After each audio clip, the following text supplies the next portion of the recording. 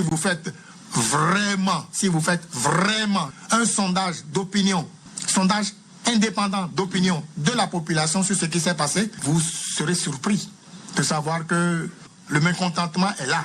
Mais la Cour a décidé, nous avons pris acte de ce qui s'est passé. Mais alors, une fois que ceci est fait, je voudrais, avec votre permission, faire le point de la situation de ce que nous avons entendu sur beaucoup de chaînes de radio, de télévision et même dans la presse écrite. Les tenants du document qui disent que la loi a été votée dans de bonnes conditions ont commencé par dire que la loi est inclusive, c'est-à-dire que la loi portant code électoral corrigé est inclusive. Ça veut dire que ça n'exclut personne. Ce n'est pas vrai.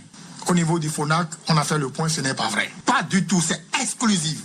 Et pour les raisons que voici. Je dis une fois encore que nous sommes des légalistes. Nous avons pris acte de la décision. Ça s'impose à tout le monde. Mais sur votre plateau ici et sur d'autres plateaux, les mouvanciers ont dit que la loi est inclusive. Et je dis c'est faux. Il est dit que pour participer, il faut désormais 15%. 15% des parrains aujourd'hui, nous avons comme parrain 186, c'est-à-dire 109 plus 77, 186. Il faut, les 15%, ça fait 28. 28 parrains, très bien. Divisez 28 par 186, vous trouverez 5. D'accord? Les mêmes qui parlent, savent et répètent tous les jours qu'il y a 15 partis dans le pays. Ça veut dire quoi? Si pour parrainer, il faut 28, le maximum de parrains qu'on peut faire, c'est 5 ou 6. Mais ils sont 15. Prenons le maximum 6. Si on dit que c'est 6 seulement qu'on peut parrainer normalement, avec la volonté et l'indépendance des parrains, ils ne peuvent parrainer que 6. Sur les 15, il reste 9. Les 9 là sont exclus ou pas? On ne peut pas parler d'inclusivité. C'est pas vrai. Les 9 là sont exclus d'une manière ou d'une autre. Je reconnais que la loi est toujours exclusive. Qui continue de dire que c'est ça, c'est pas bien. Ça fait un. Deuxième élément, on leur dit, vous ne devez parrainer que des gens de votre parti ou à défaut des gens proposés par votre parti. Il y a combien de partis qui ont cette marge-là?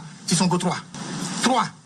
Et Thomas dit, les 3 ne peuvent parrainer que 3 personnes puisque vous devez parrainer les gens de votre parti. Ça veut dire qu'il reste 12. Les 12 sont exclus aussi. Et on me parle d'inclusivité, ce n'est pas vrai. Dernier élément maintenant. Vous devez parrainer seulement ceux qui sont de votre parti ou ceux qui sont proposés par votre parti ou ceux qui sont dans une alliance de partis avec votre parti, accord de gouvernance. Ça va être toujours 3, pas plus. Ce qu'il faut comprendre, vous êtes un candidat qui voulait aller à une compétition. Vous avez envie de gagner. On vous dit, oui, mais vous voulez aller à la compétition. Mais on ne veut pas que vous y allez seul. Je vous donne l'opportunité, vous, de choisir votre compétiteur. Vous allez choisir un compétiteur qui va vous battre? Ce n'est pas vrai. Vous choisirez un compétiteur qui est moins que vous, dont vous êtes sûr qu'il ne pourra pas vous battre. Autrement dit, il y a toujours l'exclusion. L'exclusion est toujours au rendez-vous. Maintenant, toujours sur les plateaux, nos amis ont dit, oui, on veut avoir un parti fort. Oui, on veut faire comme les États-Unis. Oui, on veut faire comme le Ghana. Oui, on veut faire comme le Nigeria. Là aussi, ce n'est pas bien. Les gens n'ont pas dit la vérité à la population. Allons-y. Au Ghana, au Nigeria, aux États-Unis, il n'y a pas le parrainage. Donc ce n'est pas la même chose. On ne peut pas dire que nous voulons faire comme ces pays-là. C'est pas vrai.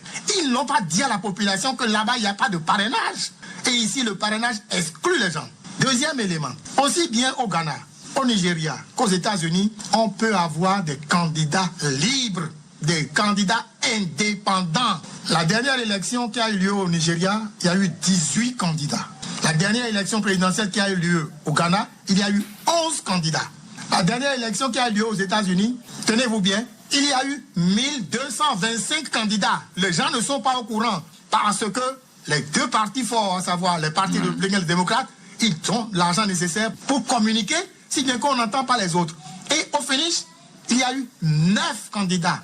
Des indépendants, des écologistes, des ceci, des cela. Et c'est les deux qui avaient les moyens financiers forts qu'on a retrouvés dans le lot. Donc, ne dites pas que nous voulons faire comme les États-Unis, on veut faire comme le Ghana, on veut faire comme le Nigeria. Moi, je pense que cette race de politique actuellement à la tête du pays n'a pas le souci de ces paroles d'évangile ou d'église ou de mosquée que vous dites là, Nickel Zazomaou désolé, mais ils sont bien conscients du bien comme du mal. Mais leur souci, c'est pas de ressembler à Hubert Maga. Leur souci, c'est pas qu'on rappelle leur nom comme on rappelle celui de Akwiti et tous ceux que vous citez. En fait, je pense qu'on a ici affaire à une race de politiques. Excusez-moi, le terme est peut-être trop fort. À une race de politiques rapaces. Rapaces. En fait, ils se sont accaparés de leur proie, le pays s'entend. Et bon, ils font tout ce qu'il faut faire dans la jungle, connaissant la jungle, n'est-ce pas, pour se maintenir, pour garder leur territoire, pour le maintenir le plus longtemps possible. Donc tout ce que vous dites là, quand vous les avez regardés depuis 8 ans, leur préoccupation, c'est pas se faire passer dans l'histoire. L'histoire, oui, ils connaissent, ils entendent parler vaguement, mais c'est pas leur préoccupation. Tout le monde a comment dire, ce qui peut l'intéresser dans la vie. Tout le monde a son hobby, comme on dit. C'est pas eux, ils se retrouvent pas dans ça. Eux, ils veulent pas être à la une des livres d'histoire comme étant, bon, voilà. Non, c'est pas ça leur préoccupation. Ici, nous sommes carrément dans... C'est vrai que c'est en politique que ça s'observe, mais ici, c'est les traits, les mauvais traits en politique qui sont exagérés ici. C'est-à-dire, nous avons tel acquis, nous avons tout pour nous, les autres n'existent pas, ne doivent pas exister. Voyez-vous? Mais en même temps, on fait semblant, ils font semblant, il faut faire croire aux gens que non, nous sommes toujours en démocratie. Il faut faire semblant, faire croire aux gens que oui, les règles sont telles et il faut les appliquer.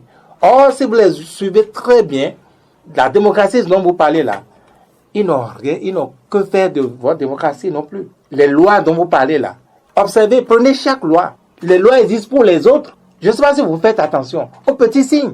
Un exemple, sur les réseaux sociaux, vous savez que vous, Nikel Zazomaou, vous, Samuel Mundio, vous ne pouvez pas écrire n'importe quoi aujourd'hui sur les réseaux sociaux. Regardez comme vous vous surveillez. Mais vous savez qu'il y a des gens qui sont autorisés à insulter, à médire des gens, à blasphémer, à dire tout et rien sur des gens. Vous le savez, non? Moi, je peux même vous donner des noms. Non, mais ceux-là sont poursuivis, non?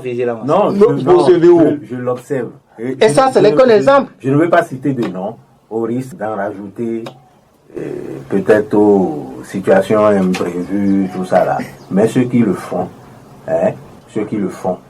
il est vrai.